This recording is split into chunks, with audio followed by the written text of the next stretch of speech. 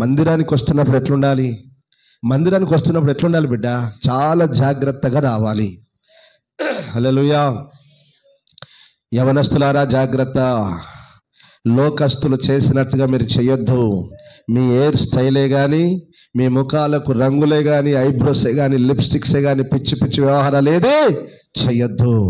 మీ వస్త్రధారణే కానీ లోకస్తుల వల్ల ఉండొద్దు. ఒక మాదిరిగా ఉండాలి, మాదిరిగా ఉండాలి. స్త్రీలారా, మీ వస్త్రధారణ కూడా ఒక మాదిరిగా ఉండాలి. దేవదూతలు ఎలాగ ఉన్నాయి నాన్న? ఎలాగ వస్త్రధారణ ధరించాయి?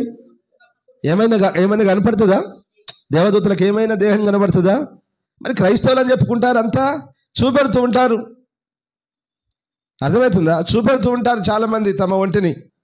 అది సరైన పద్ధతి కాదు నాన్న, అది సరైన పద్ధతి కాదు బిడ్డ. నీ వస్త్రం నిండుగా ఉండాలి. ఆమేన్. నీ వస్త్రధారణ నిండుగా ఉండాలి. దేవదూతలు తమ దేహమును కప్పుకున్నాయి కానీ విప్పుకోలేదు. కాబట్టి నిండుగా ఉండాలి. దేవుడికి స్తోత్రం. హల్లెలూయా. వస్త్రధారణ విషయంలోనైతేమి, ఆభరణములు అలంకరణ విషయంలో అయితేనేమి, నిన్ను నువ్వేం చేయాలంటే కడుక్కోవాలి.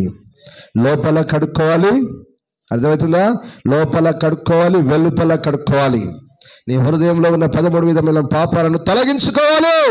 దేవుని వాక్యమును హృదయంలోనికి చేర్చుకొని ఈ హృదయంలో ఉన్న పాపాలన్నీ తొలగించుకోవాలి.